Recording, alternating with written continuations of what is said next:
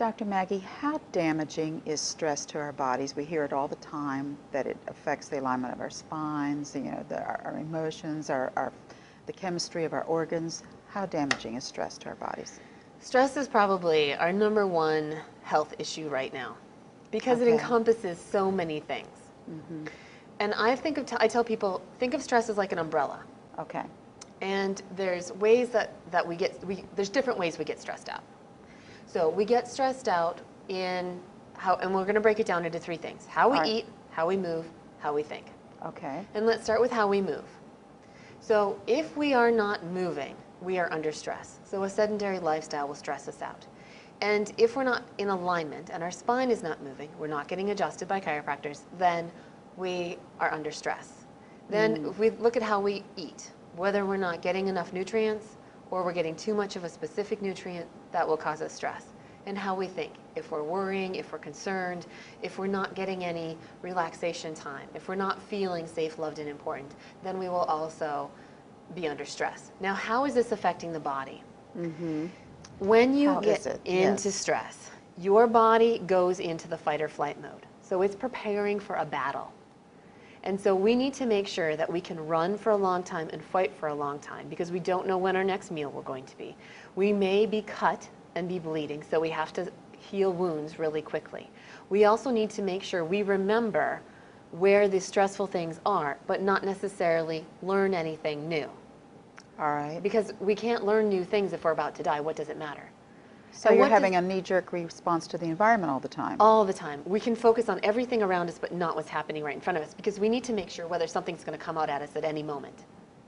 So we're doing this automatic response of fighting, but we're not really, and taking in everything around us, but we don't have the ability to learn anything new. So to wound repair, we need cholesterol and triglycerides. So All up right. goes cholesterol, up goes triglycerides. Oh. We need to have our body's ability to get whatever it is we need to go wherever in the body really fast. Up goes blood pressure, because the bloodstream's how it gets there. All right. We need blood sugar because we need to be able to run or fight and have lots of energy. So we have high blood sugar. High blood pressure, high blood sugar, high triglycerides, high cholesterol. Platelets are how we stop blood from flowing. So we get an increased platelet count. We also need thick blood vessels or thin blood vessels if they're about to be in a battle. We want thick. Right. We want them to have to go through a lot to be cut open. So we start to thicken the wall of our blood vessels. Sound like any of the diseases we have right now in our society? Then we also want to be able to make sure that we can survive and navigate our way. So we don't concentrate. It doesn't matter if you fight off the cold, because if you're about to be killed by a saber-toothed tiger, the sniffles aren't really going to get you. So our immune system goes down. Oh. And we go into this wound healing, not preventing viruses, bacteria, that kind of stuff from getting there. So down goes the immune system. So the stress has brought down your immune system. It's That's right. created all of these raised triglycerides, all these other elements. We're in not the- done. We're not done. Okay. We're also not going to lay down bone, so we get decreased bone loss. And we're not going to reproduce, so down goes libido. We're also not going to have any memory, because it doesn't really matter that you've remembered anything at that moment except what you need to survive. So down goes the ability to think and concentrate. Down goes your mood. Down goes your memory. Down goes your immune system. Down goes your libido. Down goes bone density. Sound like some of the major diseases and health problems our medical community is fighting at this time? Yes, and we're often given antidepressants for those conditions. A So lot we of won't be times when bummed out, people are in right? pain, they're given antidepressants. Now, I will never tell anybody not to take a medicine, because they may be in an emergency situation. Okay. And the emergencies require emergency situations. That's the idea of having a fire. You put out the fire first. Then you go back in and you repair things. Right. So the idea is you may need it for that emergency situation. Okay. But is it restoring health? No. It's preventing forest fires. Okay. And how do you prevent a forest fire? You don't start the fire. Right, okay. So the idea is that we really need to create health. Okay, so when all of these elements that you speak of happen in the body due to stress, how does that affect the alignment of the spine, first of all? It goes out.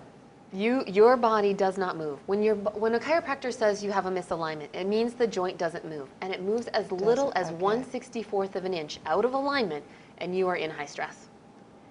And the spine fires into the nervous system, correct? Yes, over half the nerves that tell you that you are moving are around the spinal column.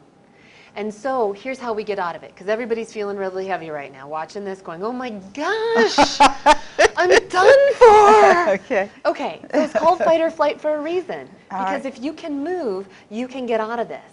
So getting an adjustment will fire your nervous system. I had mine this morning. I feel fabulous.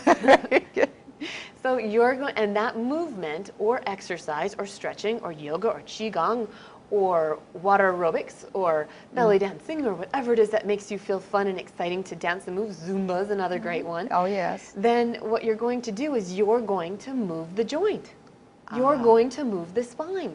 You're going to stimulate the nervous system in the cerebellum called the vermis. And the vermis is a little place that says we've moved.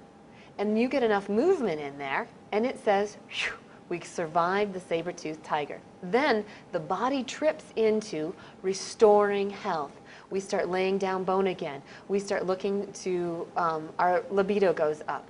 We then start to restore digestive system, and our triglycerides go down, our blood pressure goes down, our cholesterol goes down, our blood sugar goes down. And do you know where we gain weight when we're under stress? From armpit to knee. Really? Yep. So when that whole thing on the cortisol Not on level, your back?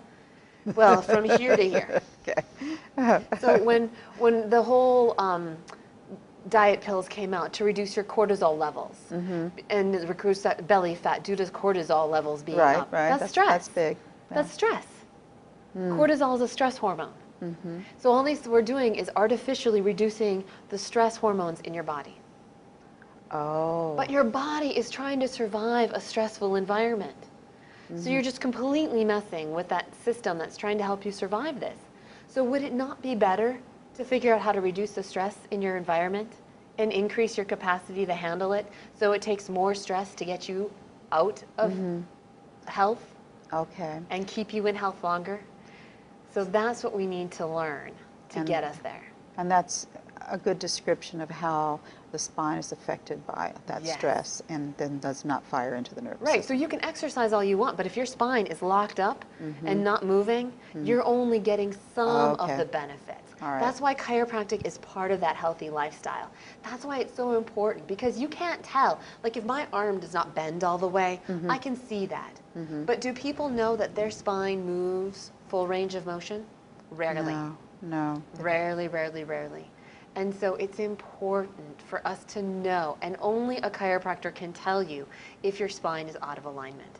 That's what we do best. I'm not looking to practice medicine, I'm looking to practice chiropractic. I'm wanting to teach you and help you to learn how to take your spine through full range of motion, to evaluate for you if that's not happening, and then to teach you about how you keep the spine moving through how you eat, how you move, and how you think. Thank you, Dr. Maggie. Thank you.